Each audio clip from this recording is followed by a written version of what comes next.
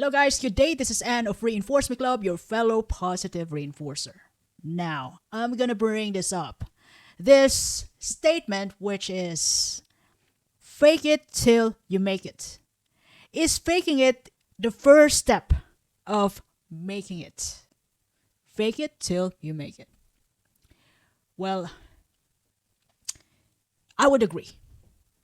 I would agree to that motto or that kind of self belief, like training our brain to believe in our potential. You know why? Because our behavior shapes our belief. That is why, when you think that you are confident, that you believe in yourself, that you can do it, that you can speak to in front of hundreds of people for the first time, even though you're anxious or nervous, and you tell yourself, I can do this. After few rounds of jogging or sprint, to relieve yourself from the nervousness because you believe that you can make it, even though you're not used to it. You just started. So it's actually common among newbies who just got accepted to a higher position in a company, or it could be some doctors who just got promoted, or nurses who just got promoted in a certain position. Nobody's ever been great the first time they do it. They got to learn. You got to do the first step in order for us to learn, and then after exposing ourselves for many times, and to that point we can actually look forward. We know what to expect, and that time we started to become an expert of the field that we venture in. And acting confident can actually trick your brain into starting to believe that you are confident. Self-image matches your action. If you think you can do it, then there's no way you can ever not, you cannot ever, you're going to get it done. You're going to get the job done. Well, initially, it wouldn't be that great, but you did it. That's the point, because you believe you can do it. And of course, people respond to what you project to them. If you present yourself as confident, then they would treat you like you're capable. That's why fake it till you make it. You trick your brain that you can do it. You can do it with all those doubts inside your head. That's why, to some people, even myself, I have to project those doubts by means of, warming up, moving my body. Before I do something the first time and I felt nervous, I have to, walk back and forth in the whole way until I wear off that energy and I can finally think what I have to do. It happens to me, and it happens to the rest of the people when you do things for the first time. And the good thing about it is that there is what we call desensitization, wherein the more you do it, the less scary it becomes.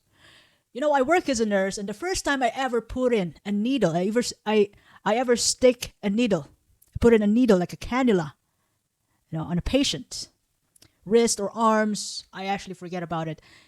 I was totally in doubt that I might not gonna do it, but I was arguing, against myself that, look, I can do this. Otherwise, I'm not gonna be a nurse. I'm not gonna work as a nurse ever. I got to get things done, whether I make mistakes, but I have to get it done before I finish my shift. Because if I don't face it, if I don't practice, cannulation, sticking needles, so that we can give medications or fluids to patients. If I never done that, if I've never started doing that, I cannot imagine life as a nurse. I personally think every nurse has to do that. Not necessarily that they have to be an expert, but they have to try it. They have to know in case of emergency, when no one's around. So the first time I did it, I was fighting with myself that I can do it until I finally successfully get it done. For I'm not sure how many tries, but I get it done. And I did it over and over again, which is what we call psychology-wise desensitization. Do it over and over again until the time that I don't even think about that I'm doing it, that I just nothing. Yes, I do it. So even to some people who are new in the area, who've done the things that you've never done before, like taking exams the first time. I couldn't even share other people's experience than myself because, as I've said it before, I failed 5 times in the English test. And the first time I did it was failed, and it scared my shit off. I was really scared that I don't even know what to do. But I got to finish the exam. I cannot stand there and just leave. And I got to finish the exam and pass it after a couple of fails. So that's what happened. Because I believe I can do it, and it must be done. I got to finish the job. So even, when I was still on the verge of studying for the exam, I already believe in myself that there is a high probability that I'm going to make it. Up to the point that people, believe in that. Not only in the English tests, but, if I ever take the English test again, I'm going to go back to those anxiety feeling. But I have to argue with myself, like, look, I got to talk to myself again. And, when it can backfire, the thing that is fake it till you make it. What is the downside to that? Well, the downside to that is obviously when you're a fake surgeon, when you're a fake engineer, when you fake a job which is technical, when you are a fake mechanic, it's another story. You're totally like swindling people or lying already. When you do fake that you can do the job, a technical job. So that's another story. You might gonna get sued by that with that action. Otherwise, when in terms of just training yourself, your brain to believe in you, so that what you believe in yourself, your self-image will match your action, whatever it takes. And another thing that actually backfires, to that statement, fake it till you make it, is the overwhelming self-doubt. That is what we call imposter syndrome. That even though you're already doing it over and over again, you are a high performer, you're an expert in that field, you still believe that you don't deserve it. That you're just a normal person that could, at any point in time, you could make everything mess up. That is imposter syndrome. Anxiousness that you might gonna make mistake, but you still do it and face it until you get it done. You've done a great job, and then that imposter syndrome for that day goes away. Everybody has a self-doubt.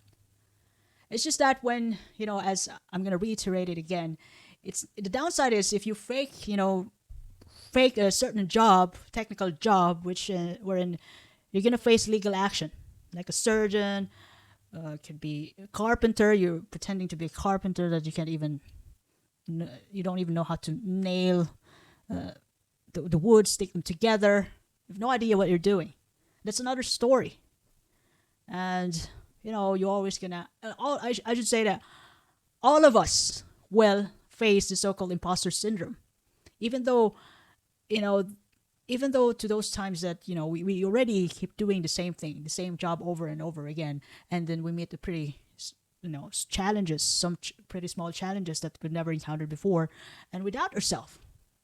But the thing is, since we believe that we can do the job, finish the job, we still give a try and get it done, by hook or by crook. So I would say that there's nothing wrong about fake it till you make it if you do it in a healthy way. Like you're using it as practicing mindset practicing mindset as a way of in a way of stepping out from your comfort zone. Training your brain to believe in your potential. So, yeah, even myself, I say it to myself. That I say it in advance before I do the job, to calm me down. And if the The anxiousness is overwhelming. I have to move my body to release that extra energy and still face the challenge. It doesn't mean that I'm going to succeed all the time, but getting it done already give me a credit inside my head that, look, we can improve it over time.